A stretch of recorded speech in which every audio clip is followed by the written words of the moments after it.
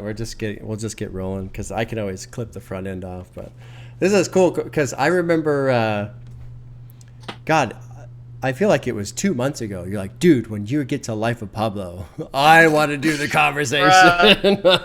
I became a patron of you after the first Peggy reaction, which is in the Kanye journey when you had right before you did graduation. Okay. So I messaged, and that was like when you started the chatting with the community, and I sent you a message, and I was like, we got to talk about Pablo. Like, I was like, I think in the message I sent was like, I'm gonna claim the Pablo spot. Yeah, and that was like because January. I wanted it so bad.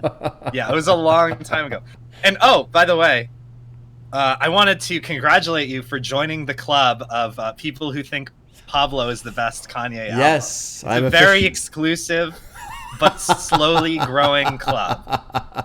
If you think it's exclusive now, you can only imagine how small it was when, like, you know, a month after it came out, I was sitting there being like, Pablo's the best Kanye album, and my friends were like, the fuck are you talking about, man? Have you heard My Beautiful Dark Twisted Fantasy? Have you heard Graduation? It's like, yeah, dude, I've heard those albums. Have you heard Pablo? I guess not. Oh my God! Now, have you heard Ultralight Beams, man? That song, it's crazy. Yeah, it is great. So before we even get into that, I mean, because you probably heard me talk about how I don't like the idea of him coming out and changing the album and changing the album so just start there. Like, how did you feel about all of that? Okay, well, so here's the deal. Like, when it came out, changes didn't come for a little while, right? It's not like things changed the next day. It was actually, I think it was like a month before any change came. Okay. So I was, and actually to go back even before that, there was the pre-release concert, right? Like, now, this was the first time Kanye did this, but now he does a pre-release concert before his album where he invites everyone to the stadium and plays the album for the first time for everybody. I started watching some of that video. I watched some of it, yeah. Yeah, and you probably saw some clips from it in the Genius documentary as well. Yeah. But yeah, so there was that, and then a couple days later, there was the actual album drop. And that drop was really something for me. So I was in freshman year of college, and I just remember, like, walking around campus and like, not even just walking around the dorms and hearing everyone in the dorms playing the album. Oh, like, yeah. I would hear, like, and I would just be walking by these rooms, and, like, one of my girlfriends would be playing Famous, and I'd walk down a little further and somebody would be listening to No More Parties in LA. And you go down a little further and somebody's blasting Ultralight Beams. And it was the only other time anything even remotely like that happened was when Damn dropped, which was a year later. And just everybody was on the same page with, like, what are we listening to today? Yeah. So it was like a monolithic release, in my opinion. That's wild though, man. I mean, like, because there have been so many Kanye albums before that. I mean, that's obviously your experience at that point in time, but I have to imagine, like, when Dark Twisted Fantasy came out, that was happening. Although I want to say Yeezus too, but it sounds like Yeezus, when that first landed, that was not really well received. Nah, I think a lot of people heard Yeezus and, like, On Sight came on and were just like, nah, like, this ain't it. Like, just right away. This is actually something I want to get into later, about how the experimental albums like Yeezus and Pablo over time become more accepted because the whole of pop music is slowly shifting in that direction. I think that's my opinion about it. Yeah. I mean, what was weird for me with Yeezus is I remember talking about on College Dropout, like, okay, I was kind of, let down a little bit. I was expecting more, and then people everybody's like, oh, you got to do Yeezus. And I was like 4 seconds on site. I was like, oh, fuck yeah, this is absolutely what I was looking for. All those electronic sounds, and it's all distorted and the beats picking up. Oh, yeah. It was fucking amazing. And so for me, it's kind of wild to be have the idea of people not getting into that. Yeah, no, I completely agree. As far as your take on the College Dropout, how I would respond to that is, you said you were expecting more, but at the time it was like nothing anyone had ever heard. And that's so totally this is fair. this is my point. Like, Kanye drops an album and then the game moves over so that now his older shit just sounds like whatever. But no, it wasn't like that when College Dropout, Late Registration, Graduation, like all these albums did change the game. It's just that those albums are 15 plus years old now. Yeah. So that's a good point. I mean, you've heard Denzel, you've heard Death Grips. Like, these albums all still, I don't know, you get what I'm trying to say. Yeah. That's a good point. To go all the way back to what you were saying about the Pablo changes, they blow. Yeah. Okay, to be more accurate, they're actually great changes. But it drives me freaking crazy that the sound that I listened, because like I said, it was a whole month probably before any changes happened. So I listened to the album like 50 times. Yeah. And then the changes happened. And some of the changes were just like minor mixing things and okay, whatever, right? Oh, I can hear this sound a little louder. Yeah. That's not the biggest deal. It's weird still, because it's like what the hell, you know what I mean? But the biggest stuff were when he changed like individual lines. Like, he changed lines on highlights, right? Really? That line where he says like Puerto Rican Day Parade float in, whatever, that line, that wasn't on the original cut. It was a completely different line. He talks about, he says like, I helped her with her car payments instead of that. Something like that. Huh. So lines change. So I'm trying to sing along to these songs and it's just not right. So that's bad, right? So yeah it's bad. I'm not into that. I went through the comments today on the additional thoughts, and there were people pushing back on what I said about how in the creative process it belongs to the artist, and then when it's done and it's released, it belongs to everybody else. And I'm totally fine with pushing back on that. I like that people do that. That's how I get a different perspective and understand where they're coming from. But imagine ordering a burger, and you're 4 bites into a burger, and they come back and go, actually, you know what? The chef changed his mind. We're going to put onion rings on that burger. So go ahead and just open up that burger. We're going to put some onion rings in there, and now you'll enjoy that more. Like, no. Yeah. What the hell, man? I already bought the burger. No. This is what I bought. This is what I'm experiencing. You don't get to come in after the fact and change it.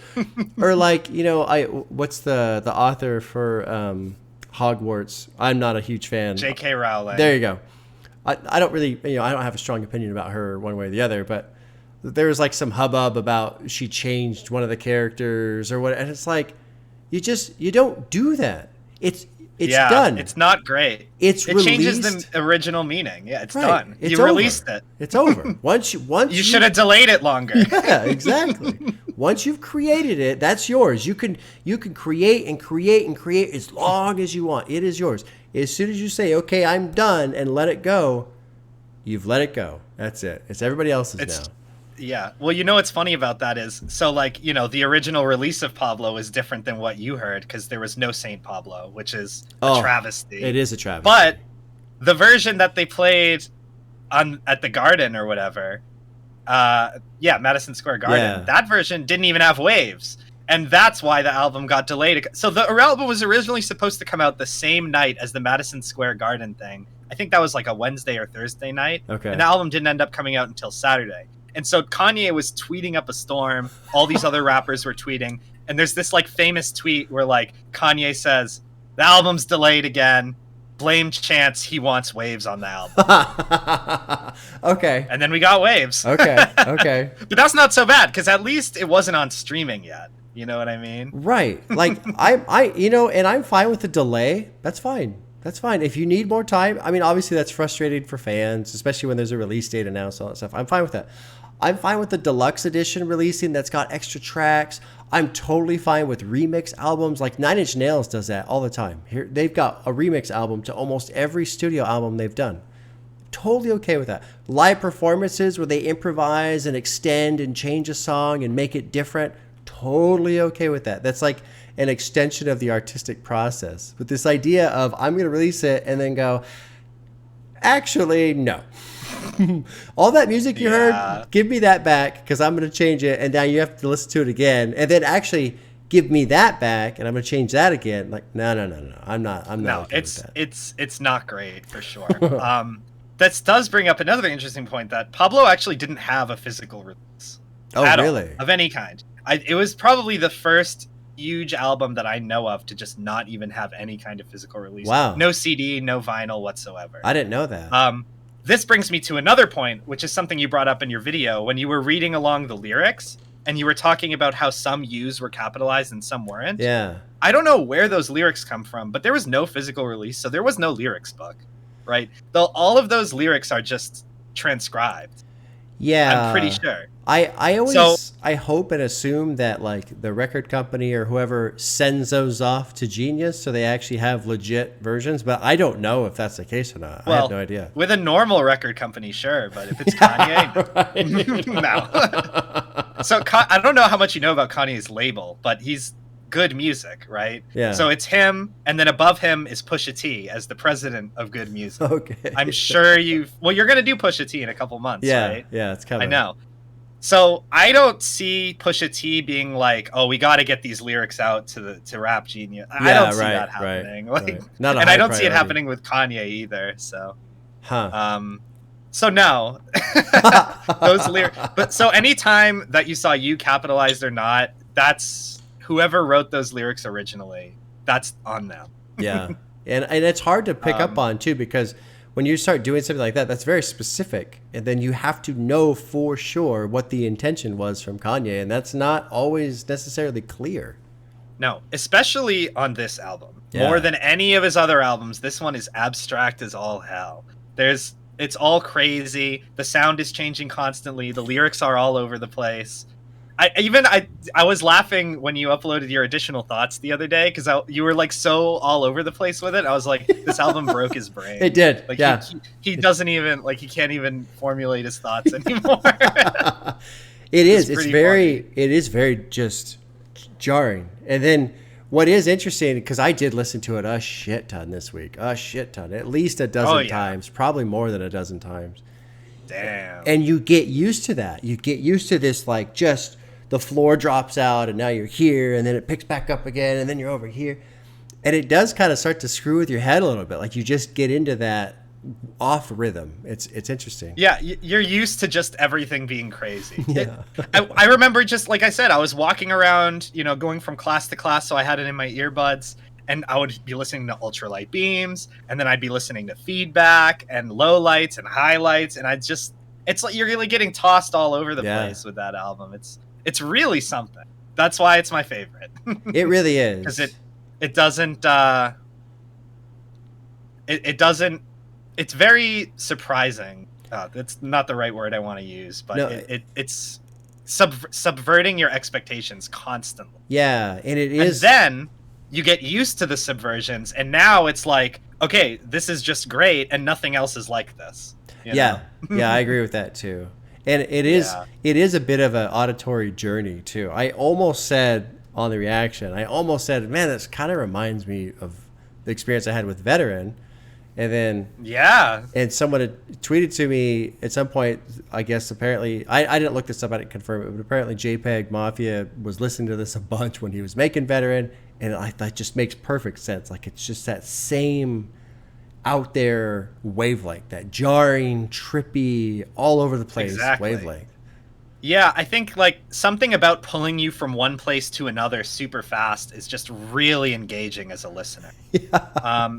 You don't get that even in rap a lot, but especially not in other genres. No, you don't. Usually in rock or metal, very rarely will I just be completely subverted by a given song.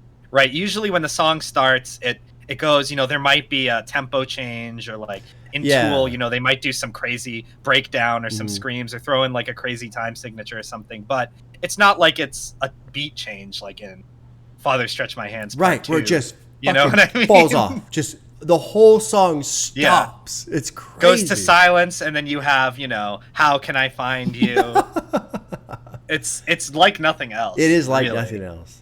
Yeah, it really is an experience. It's an experience through sound. And I forgot to say this the other night when I did the additional thoughts, the only real complaint I have about the album is I feel like lyrically it's kind of lazy. There's some lines in there where I'm like, did he just write this down one time and went, okay, yeah, that's fine, and move on? Because it seems like that with a lot of the lines.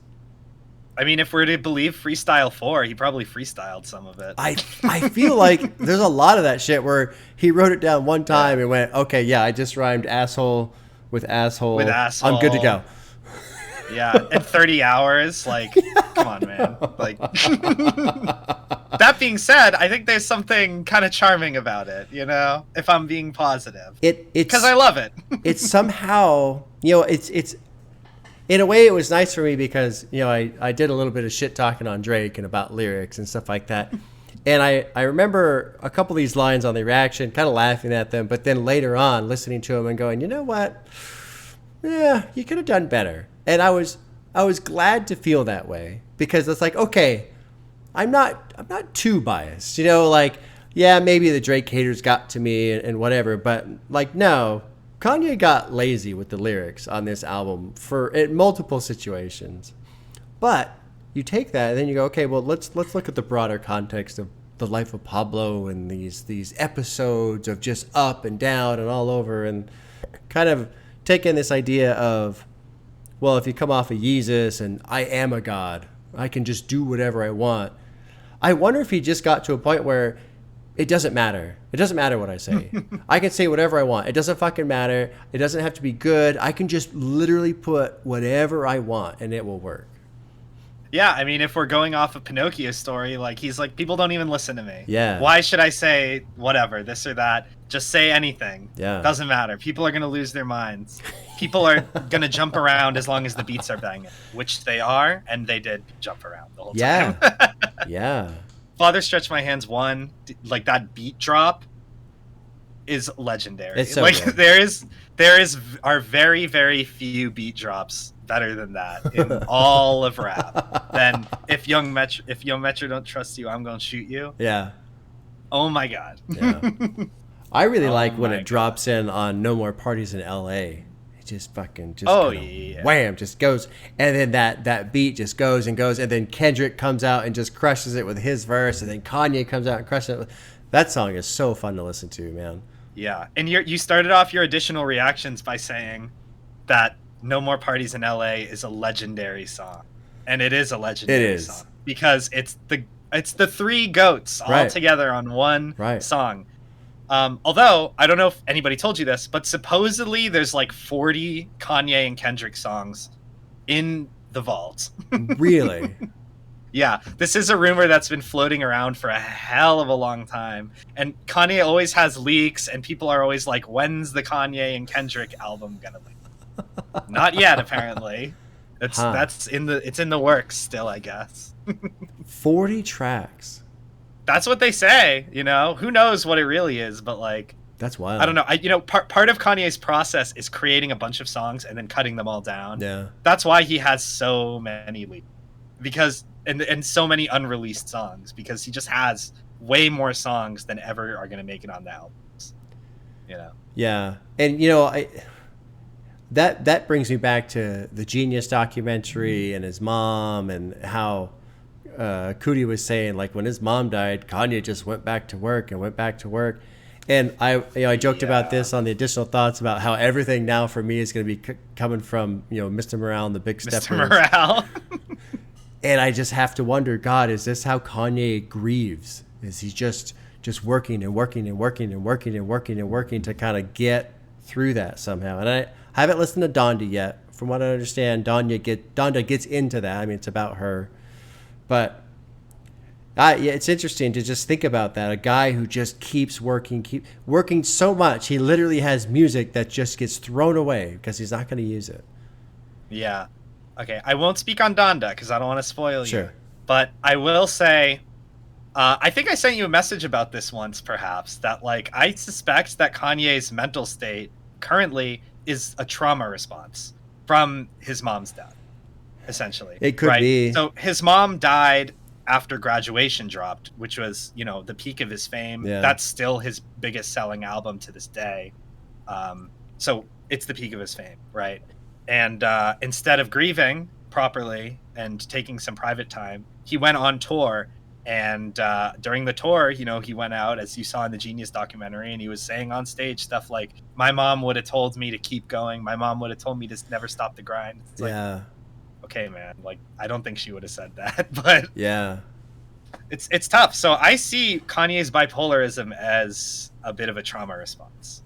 You know, he was locked into this lifestyle of extreme highs. You know, he's on the biggest tour of his life. He's the biggest star in the world, but also his mom just died. yeah, And I think he never grew. He grew. He definitely grew. You know, he has kids. He has a family now. He's grown as an artist clearly from the graduation day. But I think he never was able to get past that like key thing when he needed to. And now that just became normal for him. Right? Now it's just normal for him to be super crazy on this like high, you know, fucking models, cheating on his wife, drinking, smoking, doing all this shit. And then on the other hand, cry at the bar, cry in bed, I'm so alone, God isn't real. Like, this is all normal for him now. yeah. You know, most people are pretty stable comparatively to that. But I think he locked himself into that. And it is, you know, I obviously, you're not a psychologist. I'm not a psychologist. No. We're not experts on this, obviously. But man, I just can't help but think about, how much processing did he actually do when that happened, and how much did he use music as a way to just try and bury this thing, just crush it down. I don't want to feel it, because unfortunately that is a common thing. I don't want to feel this, whatever that is, whether it's a parent dying, whether it's a breakup, whether it's, you know, there's all these different events. I don't want to feel this thing that makes me feel this way, so I'm going to use these other things and just push it out. But when you do that, the feeling does not go away. Like, yeah, maybe it gets buried, maybe you don't feel it as intensely, but it's got to get processed out somehow. It's still there. No. Yeah, there is no way he processed it correctly. Like, I don't know. I don't want to get too bleak. Right. Well, and I mean, too, we have to. But I can relate on some level, because my mom has also passed. Okay. And I remember that time in my life being crazy, right? So I was in college. I was 19, and it just changed everything, obviously, right? So, like, you go from having someone that you can talk to about everything to that person just doesn't. Yeah. It's extremely difficult. And I just remember acting up really bad. You know, I remember like smoking where I shouldn't have been smoking, drinking where I shouldn't have been drinking. I was underage. I drank at the funeral. I smoked at the funeral in front of my whole family because I just was so like, oh wow, out of my mind, basically. Yeah. I was doing all kinds of, you know, stuff I shouldn't have been doing at the time. And I'm just like, I can relate to Kanye in a sense, because you just stop caring about the world and like what the world thinks of you, what you should do. Like, in my mind at the time, everything had changed. So it's like my behavior doesn't even affect my future anymore, was like my mentality of it. Yeah. So I'm a very different person than Kanye, but I just think to me it's very, very clear that he was locked into this insanity, basically. Well, and what's interesting is he just saw it as okay. And he said it on tour. He's like, this is fine. This is what my mom would have wanted. There is no shot that's what his mom wanted. Right. There's no way in the world his mom was like, separate from your family and chase the bag. There is no way she would have said that. But he convinced himself that that's what she wanted. No. Yeah. No way. Well, and I mean, what I think about when you talk about your story and your experience, and in your situation, the intensity that you felt in the capacity of the person that you were at the time. Now think about being a world famous rapper with literally millions of dollars, and you can do anything you want. I mean, that just takes that situation and runs it through so many amplifiers where, it's so different. Yeah. My situation was completely different. I was 19, so I was still around my family, right? I was still dependent on my family for everything. So yeah, I was acting like a freaking idiot. And I was also getting chewed out about it. I just didn't care. Yeah. But Kanye was on tour with 100 yes men. Right. And 100 girls. Right. And drugs galore and whatever he wants to do. And drugs and stacks. And you know, after that, he did the stuff with Taylor Swift on the stage. You know, he's drinking in public. He goes to an award ceremony and he drinks so much that he walks up on stage and takes the microphone out of this girl that he's never talked to's hand. Like, imagine how messed up you have to be in the head to do something like that. Like, I've been pretty drunk before, and I have never even come close to doing something like that. Yeah. You know what I mean? So for him, it's so obvious to me that his mind was shattered. And he says it on part 2. My soul died. That's what he said. If you ask, I lost my soul. That's what he says on Father Stretch My Hand, part 2. Yeah. Yeah. Yeah. And it's, you know, it's weird because I have this inclination to not want to believe that. But, I mean, the guy's just fucking straight up telling you. He's straight up telling you. He said it. Like, here's another thing that's so crazy. And as you know, Kanye had the really famous car crash. Yeah. But how many of his songs revolve around drinking and driving? Right. That's a great point. He's messing. He's like testing fate. That's like what he's doing. Yeah. He even says, I wasn't supposed to make it past 25. I'll drink and drive. You know, I don't care. I was drinking earlier. Now I'm driving. Yeah. You know, texting and driving down Mulholland Drive. Yeah, right. He has tons of lyrics like that. Yeah. He's messing with fate.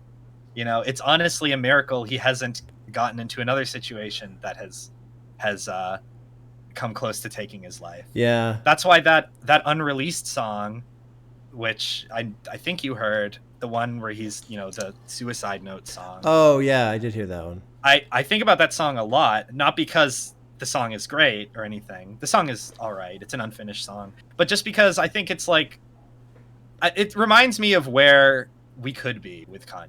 Like, that could be Kanye's last song at any time. And I'm kind of expecting the news for that any day. You know, every time he goes on one of these manic episodes where he's all over the news, yelling at people, beating people up sometimes, talking crazy about his wife, about his kids, I always just think in the back of my head, like, is this the last time he goes on this bender? Right. Yeah, because thankfully this past time, no, because now he's supposedly taking a year off, which is good for him. But I don't know. I just can't. I find it very hard to believe that Kanye is going to have the happy ever after, peaceful old age death. Yeah, I find it very hard to. I think that's gone. Yeah, I don't know how much of a fan you are of Metallica, but big fan. Have you seen that documentary, Some Kind of Monster? That it's not that big of a fan. Well, no, it's you should watch it. If you get a chance, check it out, and it's cool. Okay. But of course, they talk about Cliff Burton and when he passed, and bringing in Jason Newsted, and then Jason Newsted leaves the band, and they got to find another bassist, and there's a point where they're doing the auditions, and I cannot remember who the producer for the album was. He's there with them. He's talking to them. He's like, "Look, you guys." Because they're kind of going back and forth on who, and maybe they can't find the right guy, and I don't know, and blah blah blah. And he's like, "Look, whoever you pick, you got to nail it. You got to hit it out of the park. You got to get the right guy, because if you don't, you're gonna be here doing this again 3 years from now, and you're just gonna be that band that's always searching for a bassist, and you're never gonna have a bass. You got to complete this circle again." And it is an interesting little thing to watch. It's a cool documentary. And of course, Robert Trujillo. Which album cycle was that? That was for Saint Anger. Or no. Yeah, Saint Anger. I thought it was Saint Anger? Okay. Yeah. So it was like after the Black Album and all that. Correct. So it's well after Load 1 and 2, or Load and Reload. Load and Reload. Yeah, it's first Saint Anger, that album. Okay. But it's just neat because they have to sit there and kind of acknowledge the fact that, holy shit, we're in a situation where we could be that band where we never complete our circle again. And I feel like with Kanye, man, when it comes to his mom dying and his fiance and all that stuff happening, and then everything that's happened with fucking Kim Kardashian and all that shit. I know. Like, yeah, I feel like, I honestly feel like Kanye's never gonna find that happy ending like you were talking about. This happily ever after, old man at peace with his family, with his kids, whatever. I honestly feel like the only way he gets that is if he legit walks away forever. He has to. I think so too. He has to. It's sad. It is sad. It's very sad. Really sad. To touch back on what you just said about Kim Kardashian, And let's talk about the Pablo cover for a second. Okay, while we're sure. at it. Yeah. It says which one, and what are the two pictures on the cover? Yeah, family or a big ass. Yeah, but whose big ass you think that is? Oh, was that Kim's? It's a Kim lookalike model, man. Okay. I don't know who So, it was, but. so he has to choose between this happy life, where his family, his wedding, the dream, the family close, everyone together hugging on each other, or essentially Kim Kardashian. Right. And it's tough. It's tough. I'm not going to blame the entire situation on Kim. Obviously, Kanye has his own entire load of mental problems that we've been talking about and everybody knows about. Yeah. But you know, he talks about this on Wolves, right? He talks about Kim on Wolves, where he's like, "You're surrounded by wolves. If I get with you, it's gonna tear my life apart." Yeah. You know, that's the whole thing. So, in some level, I think he knew what he was getting into with Kim, but at the same time, that relationship was kind of the beginning of his launch into billionaire status, essentially. Yeah, but even that in itself, well, and first, before I go off to that, I want to talk about Kim just for like half a second, because I really don't want to talk about her at all, honestly. But one thing I have to believe, because they were together for a while. Yeah, like 10 years or more. She has to be fully aware of how to push all of his buttons and pull all of his strings, man. All of it. Oh, 1,000,000%. I mean, I don't watch Keeping Up with the Kardashians, but I know people who do, and they're like, Kim is not a great person. No. That's what I hear from people, you know? Yeah. It's tough. Yeah. Shit, what was I going to talk about before the other thing? He fell in love with a porn star. She's not even a porn star. She's barely a porn star. Like, Reggie Bush. Yeah, true. You know, like, okay, great. She was with Reggie Bush or whatever. She had one tape. Right. That's not a porn star. The hell kind of porn star is that? Yeah. That's a porn fluke. Right, exactly. Yeah, a porn fluke. I like that. I like that. Yeah. You know, that's what it was. Getting with her and the billionaire status and stuff like that. And yeah, what hurts to think about with that concept is the idea of Kanye being who he is at that point in time and having as much as he has and still having this idea of I need more. Yeah. And it kind of brings me back to what we were talking about with his mom. Like, is this just an infinite attempt to just bury this thing? Like, if I only have millions of dollars right now, maybe that's not enough. Maybe I need tens of millions. Maybe I need hundreds of millions. Maybe I need $1 billion to bury this thing. I think that is what it is. And it's not going to work because you can't replace your mom with, right. Like, everybody knows. Well, and you can't replace processing someone's death with money either. Exactly. There's no way. And he has become one of the most successful men in the world. Yeah. But at what cost? You know? Yeah. His mental health, that's the cost. And now his family is in shambles. Fuck, man. It's wild. A terrible situation. It's what makes me respect people like J. Cole, Kendrick Lamar, these people who just say, you know what? I'm fucking out.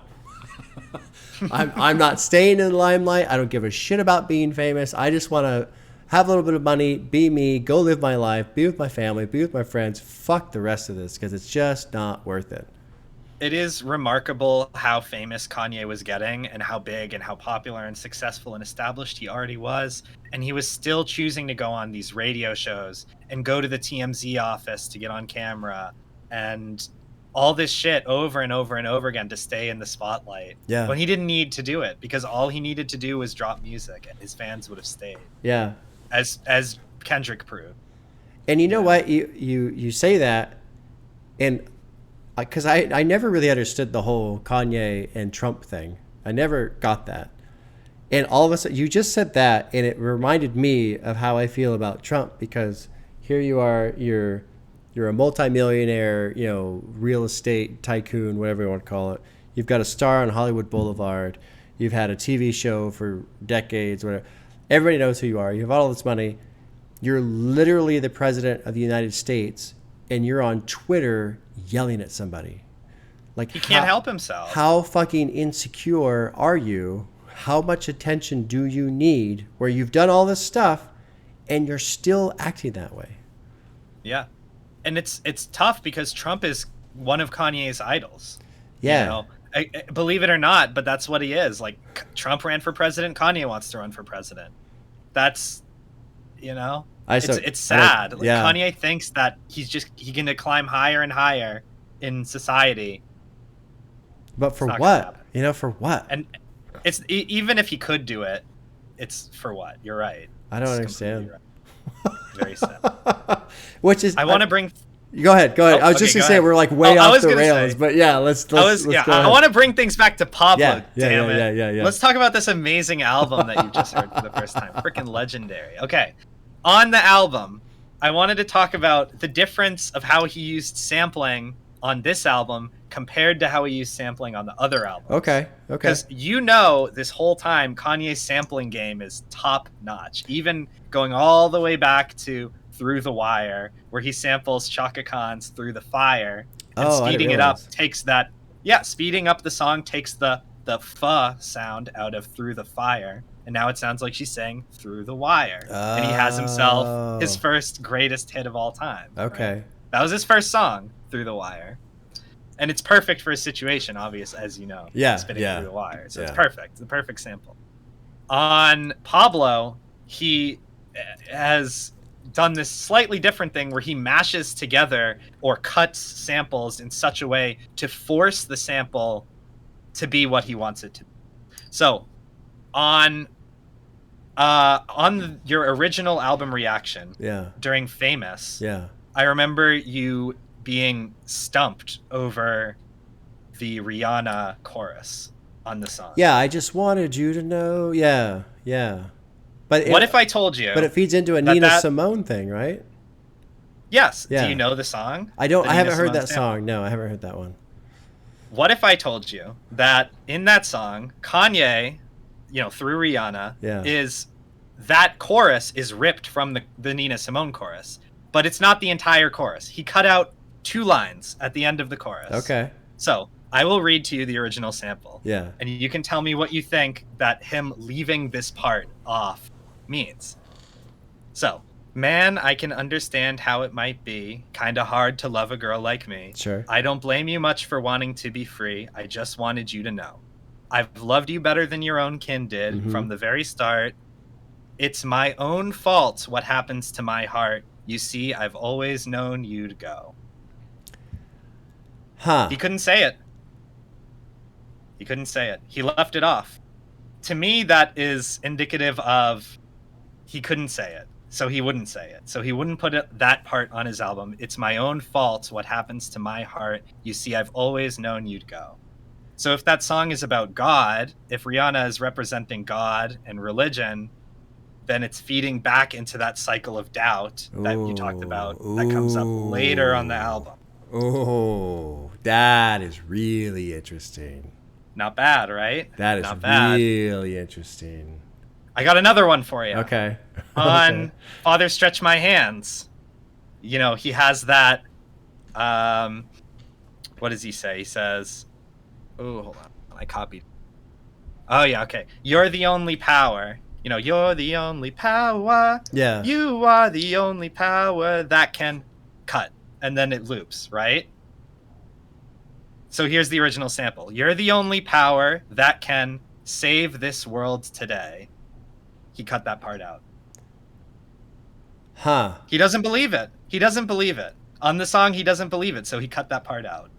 He doesn't need "You Can Save This World Today." That's what I think. That's my little Kanye conspiracy right there. It's an interesting idea. I don't disagree with it. It is an interesting. I try to be careful with stuff like this because, like, it's one thing to have your own personal impression, but then it's another thing to like try and put it onto the artist. And so, there's always, I'm not Kanye. Right. No, I understand. I understand. Way. This is just my interpretation. Right. But I voice that because sometimes people watch this and they go, "Oh my God, that's what they think it means," and they're trying to put it on Kanye. No. But it is a really, really interesting thing to edit out.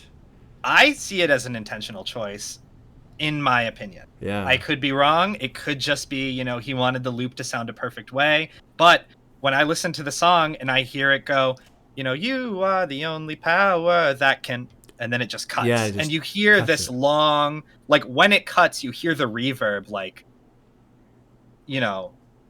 ring out after it cuts, and it just rings out for like half a second loud in your ears. So to me, that cut, it seems so intentional. Yeah. Like it's almost like he's drawing attention to the cut in my eye. Oh. Now, yes. Right. This is my opinion. Obviously, I'm not Kanye. All the haters in the comments. No. Well, yeah, no, it'll be all right. It'll be all right. But no, that's... No, I'm not worried about it. Yeah. I'm just saying, like, no, that's everyone has their own take. I like what you're saying though, as if he was drawing attention to the cut. That is. I think he is drawing attention to. That's the cut. a really interesting idea. Like, I think he's drawing attention to the cut. I think he's drawing attention to the cut on Famous too. Yeah. Because it's a huge, you know, it's Nina Simone. It's like one of his biggest musical inspirations. He samples her across several of his albums. Yeah, she's great. And he cuts her last line on the chorus. And that last line is a pretty important one. Yeah. Yeah, I mean, you could say critical, really. I would say it's critical. It's my own fault what happens to my heart. You see, I've always known you'd go. Yeah. He cut that. You know he heard it. Obviously he heard it because he made the sample. You know, I don't remember specifically what he said towards the end of the Genius documentary, but it's wrapping up. It's when he's like in Hawaii or something. He's talking, I think, about maybe the Sunday service or something like that. And he's really talking about his belief and all this other stuff. And I just remember listening to him talk, thinking to myself, wow, like this is really, really, really intense. And the experience I've had with people who are that intense, they either really, really believe it, or they're really, really, really trying to cover up the fact that they don't believe it. Yeah, I think Kanye, I mean, we know he's like famously insecure, right? Yeah. He says it on Unfortunately. some of his first songs. I'm so insecure. That's why you always see me wearing at least one of my watches. You know? But like, I think that it's an intentional, I mean, you said it on Pablo and you said it on Mr. Morale. Like, these are intentional artists. Yeah. Right? They know what they're doing. They don't make these brilliant songs by accident. Yep. You know? So, like, I think, you know, obviously on some level he's making these cuts in a way so that they sound great for the record. But there's also no denying that with songs like Lowlights and St. Pablo, that a major theme of the album is doubt. Yeah. Yeah. And it's not just doubt in God, it's doubt in his future. His own future he's doubting. That's why the cover is like, he doesn't know what he needs to do in order to be happy. He has no idea whether he needs to follow God or if he needs to chase the rapper lifestyle. Yeah. See, I see it did. Slightly different, especially because the way it was which one, and it's got the division symbol. Because to me, I took that as him just being split by the two. Like, he can't choose. He's just constantly ripped in two. He's divided by these two things because they're so completely different. You can't be just one and also the other one. You can't be. No. And he doesn't. I think that's ultimately his downfall. Is he tried to toe that line and he could never. He made religious albums. He made religious music. He found God, but he also lost his family. Yeah. So he couldn't quite do it. Well, I don't think you can do both. I don't think you can be a world famous rapper and a religious person at the same time. Man, I don't. Unfortunately not. Not yet. Yeah. The world isn't ready for that. You were really excited about Lowlights and what I was going to think about it and all this stuff. Tell me what you think about Lowlights. Like, why is that such a big song for you? Why do you enjoy it so much? So, well, even before you started listening to Pablo, I think you first mentioned the duality of Kanye on your My Beautiful Dark Twisted Fantasy reaction, where you talk about, you caught the duality. It's there. It's a theme that's present for a while now. So as soon as you saw that, I started getting excited about Pablo because that's the central theme of the album. And I think Lowlights is like the perfect example of that musically and lyrically as well, but especially musically because, you have this, this preacher type lyrics, Kelly Price spitting gorgeous lines about her doubt and her fears and what she wants the future to look like. and you have this soft piano Yeah. chords playing. Just I think it's like 3 chords, 3 or Yeah, 4 chords. super just looping. straightforward. And then about halfway through the song, you have the super thick, heavy synthetic bass come, that club bass. So to me, that, you know, the piano and the preaching is very much indicative to me of that side of Kanye, that, you know, that Saint Pablo side, and then this club bass that's like, it's almost like a threat how it comes in my opinion. Like, it sounds nasty on the song, and it just like it just changes the whole meaning of the song. And I think, hold on, in my notes here, I'm pretty sure I wrote down the exact lyric. I didn't. I messed it up. There's like a specific lyric that she says that, like, when that bass first drops, I think she says something like, "I will reach my hand out to you," and that's when the bass drops, and you will be there for me, and then the bass drops, and it's like a warning. Like, Interesting. It's that lifestyle creeping up on him, right? Like he's.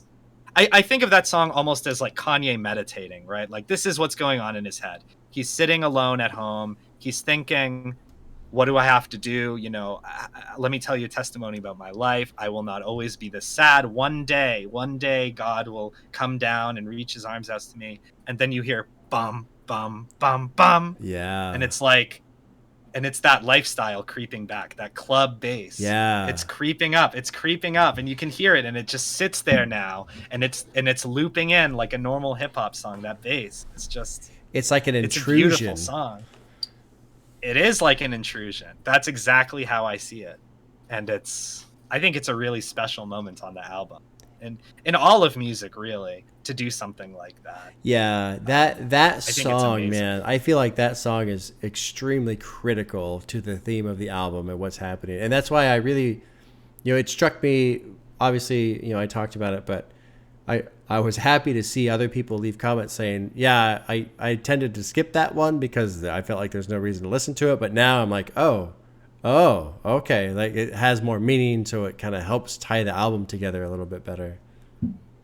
Yeah. I a lot of people don't like Lowlights. I think now it's starting, like, a lot of people didn't even like Pablo at all when it first came out. And now people are starting to accept it for what it is and be like, okay, this album is actually pretty dope.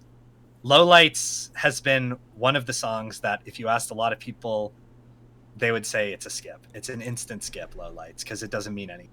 Or it's an interlude. It's an interlude. Yeah. So skip it. And I get that. Yeah. I get that musically, because in terms of like a song, it's not really a song. You know, there's no singing, there's no rapping, there's no beat, there's no anything. It's not a song. So in that respect, I totally get that and agree. It's way more of a function in the album, a storytelling element, something he's trying to reveal to people. Yeah. And even the fact that the song is called Lowlights, right? So lowlights being the opposite of highlights. Yeah. So the highlights of his life versus the lowlights of his life. What is the worst moment of his life? The absolute lowest his life has ever been. And it's this moment where he's just completely demolished, and he feels like he's hopeless, but all he can do is reach out to God. And yet in the background, you can hear that club bass going. It's a temptation. It's there. It's still there, you know? He can't focus on God because there's this other thing going on in the back. That's how I see it. I like that perspective a lot. It's very interesting. I like that a lot.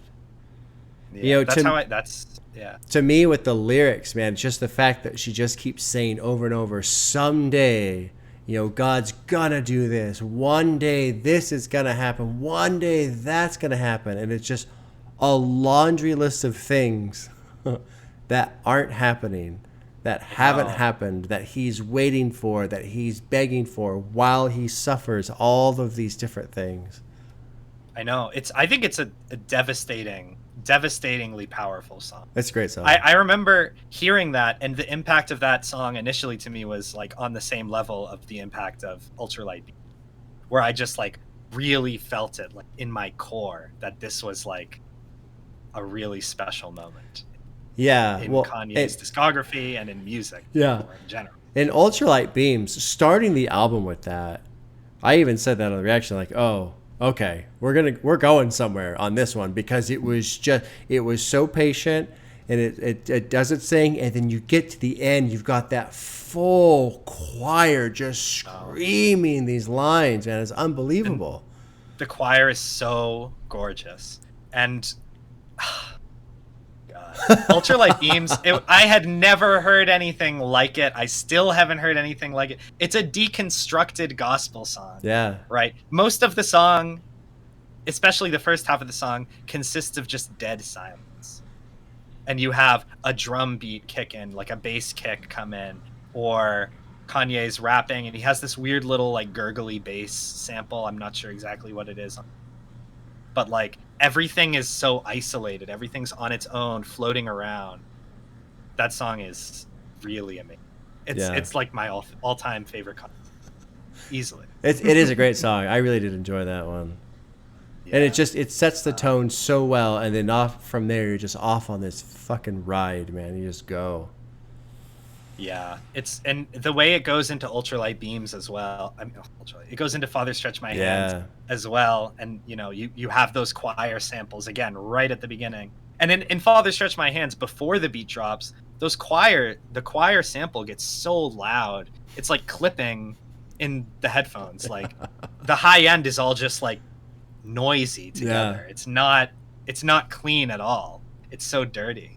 I almost see that similarly to how I see Lowlights, where like, the sample is saying, "You're the only power, you're the only one that can," and then it's just, this chanting, just this loud wailing that's like clipping in the headphones over, "You're the only power that can," cut, loud wailing. Yeah. He can't. That's why I see it as so intentional, because it's just like, I don't know. I mean, maybe it really was an accident, but I can't see it that way. I can't. It would be surprising if it was an accident.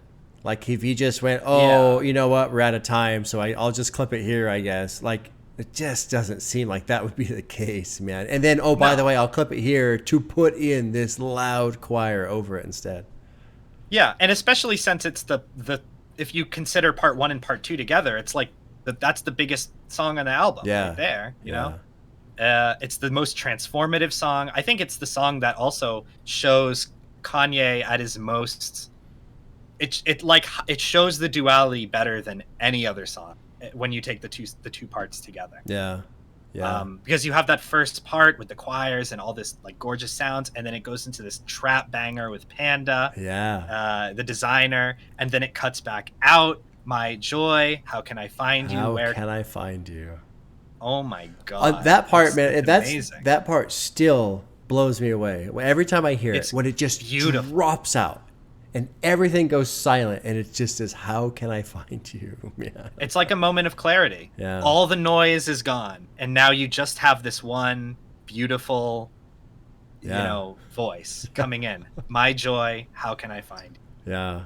God, it's wild. Genius. It is genius, but it's also like madness, It's insanity, yeah. Name one genius that ain't crazy. Yeah. Kanye said it himself. Yeah. He did it. He put himself all over the album. It's so... at some point, I will link this to you later, the original sample, the gospel song for Father Stretch My Hands. Oh, okay. Amazing song. Yeah. Amazing song. The choir is so loud, and I mean, it's the sample. It's gorgeous. And you'll also hear all the little parts that he cut out. There's like 6 or 7 parts of the song that he cut out and restitched together to make beat. Wow. So it's really something. That reminds me of Devil in a New Dress and those like backing vocals that are sampled in, and how I guess it got spliced from here and here and here and rearranged and all stapled back together to make the vocals.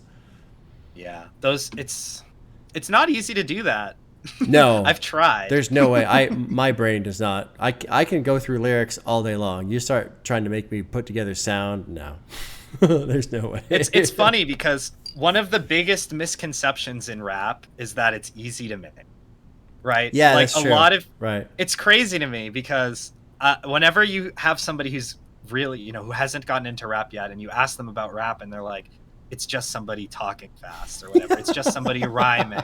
And then it's like, they didn't even play the instrumentals. It's like, dude, you got to hear these beats, man. Yeah. Like, yeah. They're really freaking something. I really do like whatever channel it is where they take a producer and they blindfold him and he just grabs 3 different records and then he has to go chop them up and make a beat out of the songs off of there. It's really cool. I've heard you mention that. I don't know what channel that is. I don't know either. I don't remember the name of it. I've got to find that. Yeah, it's really cool. I've got to find that. It's really cool. That sounds so dope. Well, what's cool is on Monday when this posts, you can look in the comments and people go, oh, that's this channel, and you'll be able to find it because they'll know. Thank you. Thank you, comments. Well, Zach, we're at 55. I feel like that was a great talk. We kind of got all over the place, but that's how it always goes, which is a lot of fun. That's how Pablo is. Yeah. It's hard to talk about just one thing with Pablo. It is. We could sit here and talk for 5 hours about every single song. Yeah. But everyone who's heard Pablo and knows how great it is, they already know why it's great. Yeah. You know what I mean? It's just nice to talk. I'm so happy that you. Oh my god. Oh yeah. Okay. One last little thing. Yeah, sure. So I was driving up to New Hampshire to go to the lake when your video dropped, and I was sitting with my wife in the car, and I had never shown my wife your videos before. Okay. She knows that I'm like involved with the Discord and whatnot, sure, and that I'm a big fan of this YouTuber, and I was like, okay, like. She loves Pablo as much as me. She's like also a big Pablo fan. Yeah. If it was not midnight, I would call her out here to say something, but she's asleep. And so I was like, oh, I don't know if this is gonna be your thing. Like you might find it kind of boring, but this guy is gonna like really dissect Pablo. He's gonna pull this thing apart. He's gonna pause during songs, and she's like, that sounds great. Cool. That's and cool. we started listening together, and it was a 2-hour drive, and we got to the end, and you said, I think Pablo is Kanye's best album by a lot. And me and her were like, yes! We were so fucking happy. Oh, that's like, awesome. I'm validated. I'm not crazy. There's so many Kanye fans, and so few of them say Pablo is the best one. So I was so fucking excited. Oh my god. Yeah, that's amazing. That is amazing. It kind of blows me away. I mean, I really hope that the people who aren't into this album, after listening to this talk and maybe the reaction or whatever, hopefully they can at least get a little bit more from it and appreciate it more. I liken it to my Igor experience. I talk about it all the time where I appreciate Igor. I understand what's happening in that album. I'm just not into it, But it made me appreciate a lot more listening to other people who do love the album, and this is why the album's amazing, and this is why they're so into it.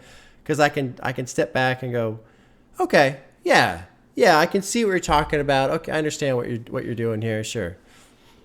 Yeah, I really hope. I mean, over the years, people have grown to Pablo.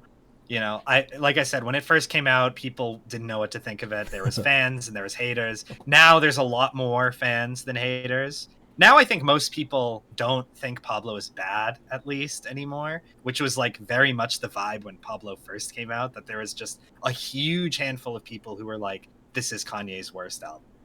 That's wild to me, man. It's just wild. I know. I don't hear that take much anymore, which I love. So Pablo came after Yeezus, right? Yes. Watch the Throne was between those two? Watch the Throne was between Yeezus and Fantasy. Okay. So what was the reception on Watch the Throne? I actually was that was a little bit before my time. Okay. So my first live Kanye album was Yeezus in 2013. Okay. But Watch the Throne came out in 2011. So it was a little bit before that.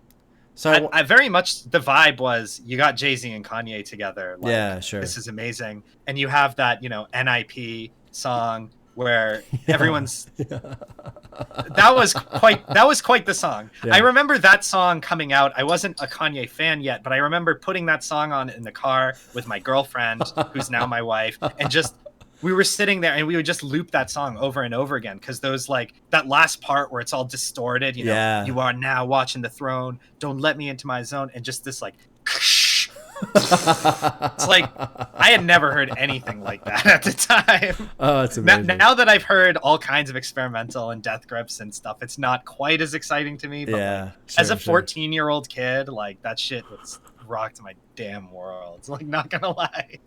So I just wonder if people were coming off of Dark Twisted Fantasy and because I assume that one was pretty well received, I suppose. Yeah, that was like an instant classic. Pitchfork gave it a 10. It was their first ever 10 that they gave, which was pretty crazy. So everyone was into that, and then Yeezus comes along, and everyone's like, what the fuck is this? And then Watch the Throne, and then Pablo drops. I'm just trying to kind of relive, a quick summary of the experience. That's the only thing I regret. Well, not regret, but that's the only thing I can't reproduce on the channel is the live experience and people, what was going on at the time and how they felt and how it was received and all that stuff. Yeah. But I mean, Pablo was critically acclaimed. I remember that, a lot of the big critics. Pitchfork gave it a good score. Fantano gave it a good score. Other Rolling Stone gave it a good score. Like the critics liked it. As far as the fan response, people were like, this song is amazing. This song is amazing. But there was very few people being like, this is Kanye's best work. Oh, okay. Very few. And I think that's kind of fair. I even said it on my additional thoughts about how I don't know if, I really like St. Pablo. No More Parties in LA is amazing. But I don't know if any of the songs on this album make my top 10. Honestly, I really don't know. I don't know. Yeah. I get what you're saying. I think, and especially for a lot of like Kanye fans who want that like anthem song, like Can't Tell Me Nothing or Flashing Lights, songs like that. There's not a song like that on the album, really. Not really. So I get it, but I think it's a beautiful album. It is. That as time continues to pass, people will continue to recognize how great it is. I don't know. Also, one interesting thing, of all of Kanye's albums on Spotify, it's his most streamed. Really? Just saying. It has the most streams by over 800 million more than the last album. So by quite a big margin. Yeah. Interesting. Maybe people are finally people they're getting transfixed by it, they're absorbed into it. They can't stop. Yeah. Maybe it's also because there's no physical release, Oh, well, that's a good point too. That's a very good point. Right. Nobody's plopping it on the record player or the CD player or something like that. Yeah. I've got it on record, but it's a bootleg. Oh no shit! Where'd you get it? I wouldn't. I went to the record store near me, had it there, and it was like, it's clearly a bootleg. Yeah. Because there's no physical release. Right. But I was like, I would like to have this album. Like. That's awesome. Yeah. And does it play well? Is it decent quality or what? Yeah, it sounds amazing, and it even has St. Pablo on it. Nice. That was like, it's a great, it's a beautiful record. I'll post a pic in the Discord. Okay. I'll at you on it so you can take a look at it. It's a really nice bootleg. Yeah, that's cool. That's very cool. Right on. Yeah. Well, we could sit here all day, but let's just we gotta wrap it up. Call it. Wolves is great. FML is great. Frank's track, that's all right. Real all Friends these other songs great. Are amazing. Yeah.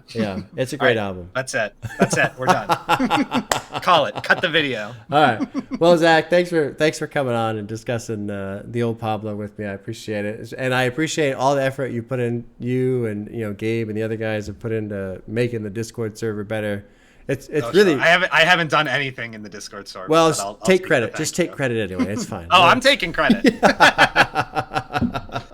All right. Yeah, no, it's been a great community. Yeah. So I've been having a blast, and I'm excited for the future of the channel as well. It's going to be fun going forward. A lot of fun. And thanks, everyone. Yeah, everyone that's watching, thank you, and we will see you next week.